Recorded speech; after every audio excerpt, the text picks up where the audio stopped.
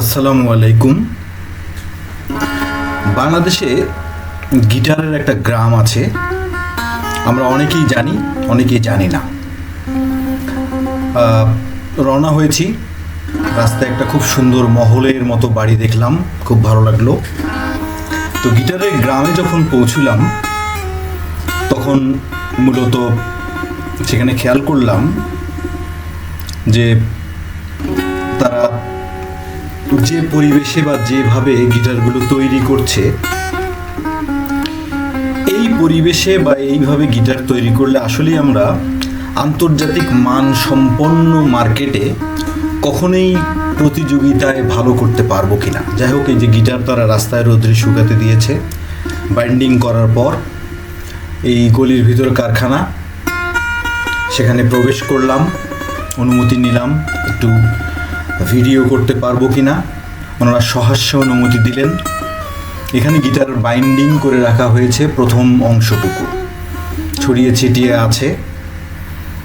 গিটারের গ্রামে অনেকগুলো কারখানা, এখানে যে পরিবেশে তারা মূলত কাজগুলো করে, এই পরিবেশ থেকে আসলে কাজগুলো করে আমরা সত্যিই ভারতীয় গিটার কিংবা চাইনিজ গিটার অথবা ইউরোপিয়ান গিটার কোনো কিছুর সাথেই পাল্লা দিতে পারবো কি না, এই ব্যাপারে আমি খুব সন্দেহ পোষণ করি। এখানে অনেকগুলো কাজ করছে। ওই যে কোনায় যিনি দাঁড়িয়ে আছেন, উনি ফ্রেমটা তৈরি করছেন প্রথম। যে ভাই, হ্যাঁ, এই যে এটা উল্টালেন, উনি সাইডগুলো কেটে কেটে সাইড বাইন্ডিংটা রেডি করে দিচ্ছেন। তার পাশে কালো গেঞ্জি পরা যে ভাই আছেন, উনি ফ্রেমটাকে আপনার মাঝখানের যে ব্রিজগুলো দিতে হয় সেগুলো দিয়ে রেডি করছেন, যাতে দুই পাশ থেকে উপরে এবং নিচে বোর্ডগুলো লাগালে এগুলো খুলে না যায়, ভেঙে না যায়। এখানে আমরা যে পরিবেশ দেখছি বা যেভাবে ওনারা কাজ করছেন, তাতে বাংলাদেশের ডিস্ট্রিক্টের চাহিদা মেটানো হয়তো সম্ভব।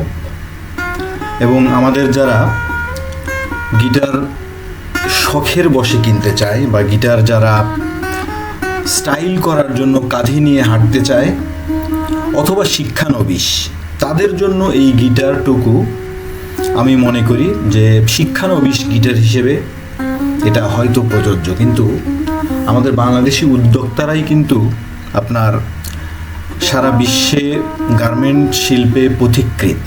বাংলাদেশ এখন সেকেন্ড লার্জেস্ট গার্মেন্ট এক্সপোর্টার। তো তারা যদি বাংলাদেশে বসে সারা বিশ্বের সমস্ত ব্র্যান্ডের সাথে কম্পিট করতে পারে, তাহলে নিশ্চয়ই আমরাও পারবো। আমাদের উদ্যোক্তাদের এগিয়ে আসতে হবে। আপনারা যারা অনেকে স্টার্ট আপ চিন্তা করেন, তারা গিটার নিয়ে একটা স্টার্ট আপ কেন চিন্তা করেন না আমি জানি না। বাংলাদেশে প্রত্যেক দিন প্রত্যেকটা ডিস্ট্রিক্টে, ঢাকা শহরে, অনলাইনে প্রত্যেক দিন শত শত গিটার কেনা বেচা হয়, কিন্তু এগুলো সবগুলোই চাইনিজ, নয় ভারতীয় অথবা ইউরোপিয়ান কান্ট্রি থেকে নিয়ে আসা, এবং নামি দামি ব্র্যান্ডের গিটার বাংলাদেশে বিক্রি হয়। এখানেই ভদ্রলোক ফ্রেমের ভিতরে টানাগুলো দেওয়ার কাজ করছেন, যে টানাগুলো না হলে গিটারটাকে চেপে ধরতে পারে, চেপে আসতে পারে। এখানে এই কাজটা উনি খুব মনোযোগ দিয়ে করছিলেন। তবে আমাদের যারা গিটার তৈরি করেন, সত্যি তাদের প্রতিভা, তাদের ধৈর্য, তাদের এই এতদিনের ডেডিকেশন দেখে আমি সত্যি মুগ্ধ হয়েছি। বাংলাদেশে ওনারা এই শিল্পটাকে গত 30-40 বছর ধরে আমাদের মাঝে সাপ্লাই দিচ্ছেন, সাপোর্ট দিচ্ছেন। এখন ফিনিশিংয়ের কাজ চলছে। আমি একটার পর একটা একটু চেষ্টা করেছি ভিডিওটা সাজাতে। এখন ফিনিশিং হচ্ছে গিটারের। ওনারা রং করার আগে যে জায়গাগুলোতে ফাইন টিউনিং করার দরকার, ছোট্ট ছোট্ট খুঁত থাকে, সেগুলো খুঁতগুলোকে ম্যানেজ করার চেষ্টা করছেন। এই গিটারগুলোই তৈরি হয়ে জেলা শহরে যাবে। অনলাইন পেজগুলোতে যাবে। এটা তৈরি হওয়ার পর এলিফ্যান্ট রোডে যাবে। এলিফ্যান্ট রোডে অবশ্য আমাদের বাংলাদেশি গিটার খুব কম বিক্রি হয়, খুব কম পাওয়া যায়, কারণ অনলাইন পেজগুলো এগুলোর মূল এখন পর্যন্ত ভেন্ডার। আমরা এই ফিনিশিং পার্টের পরে সবচেয়ে ইম্পর্টেন্ট পার্ট যেটা গিটারের, এটা হলো এই সাউন্ড বক্স এবং নেক, ফ্রেট বোর্ডের সাথে লাগানো যে নেক, এই নেক দুটোকে একসাথে জয়েন করা এবং শক্তিশালীভাবে জয়েন করা। কারণ 6টা তার যখন একসাথে টাইট দেওয়া হয়, এক একটা তার 30 থেকে 50 কেজি ওজন বহন করে বলে আমি শুনেছি। এই পরিমাণ টেনশন এখানে দিতে হয়, যার কারণে 6টা তারের এই টাইট যাতে হয়। বাংলাদেশি গিটারগুলোতে আর একটা ছোট্ট সমস্যা আমি দেখেছি, সেটা হলো ট্রাস রড ব্যবহার না করা। ট্রাস রড ব্যবহার করতে হলে আসলে তারা যে কাঠটা ব্যবহার করে, এই কাঠের দিয়ে এই ট্রাস রড আসলে কাজ করা একটু ডিফিকাল্ট, এবং বাংলাদেশে ট্রাস রড তৈরি হয় না। বাংলাদেশে ওনারা অর্ডার পেলে ট্রাস রডটা ইন্ডিয়ান ট্রাস রড এখানে ব্যবহার করেন। তো এখানে সবচেয়ে ইম্পর্টেন্ট পার্ট যেটা নেক জয়েনিং। নেক জয়েনিংটা সবচেয়ে কঠিন এবং সবচেয়ে মানে অভিজ্ঞ কারিগর দিয়ে করতে হয়। এই যে এখানে যে সাউন্ড বক্সের সাথে নেক জয়েনিং করার যে ব্রিজিং করা হচ্ছে, যেভাবে এটা একটার ভিতরে আরেকটা মানে খাপে খাপে লাগাতে হবে। এখানে খাপে খাপ যদি এটা মানে ফিক্সিং ওনারা সুন্দর না করতে পারেন, তাহলে এটা ওই টেনশনটা নেবে না, হয়তো ভেঙে যাবে, অথবা অ্যালাইনমেন্ট নষ্ট হবে, অথবা ফ্রেট বোর্ড আস্তে করে বাঁকা হয়ে যেতে পারে। তবে বাংলাদেশি গিটারগুলো খুব বেশি টেনশন এখনও আমরা দিতে পারি না, কারণ ভিতরে ট্রাস রড ব্যবহার করার আমাদের এখন পর্যন্ত কোনো কারিগরি মানে সহায়তা আমাদের কাছে নেই। ট্রাস রড শুধু অর্ডার পেলেই তারা এই কাঠটাকে পরিবর্তন করে আরেকটু শক্ত কাঠ দিয়ে তখন ট্রাস রড ওনারা দেন, এটা অর্ডার দিতে হয়।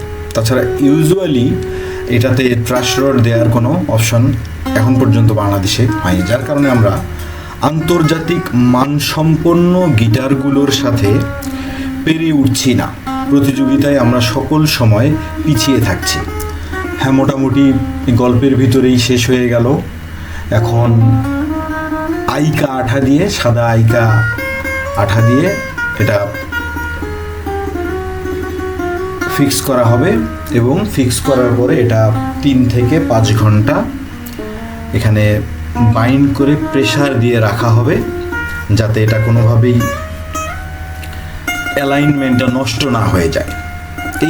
এই পার্টটাই গিটারের সবচেয়ে ক্রিটিক্যাল পার্ট, কারণ এখানেই আপনার দুটা যন্ত্রাংশের মিলন ঘটছে, যেখানে আপনার এই তারের অ্যালাইনমেন্টটা ঠিক থাকবে কিনা, টিউন ভালো হবে কিনা, এই গিটারটা কতখানি টেনশন নেবে, এটা ডিপেন্ড করে।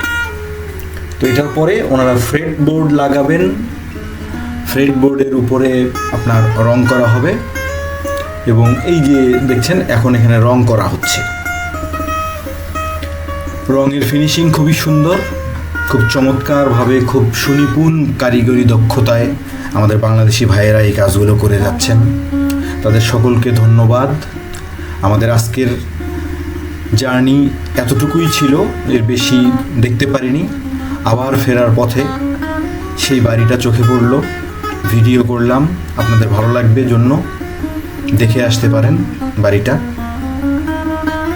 আজকে এতটুকুই, ধন্যবাদ।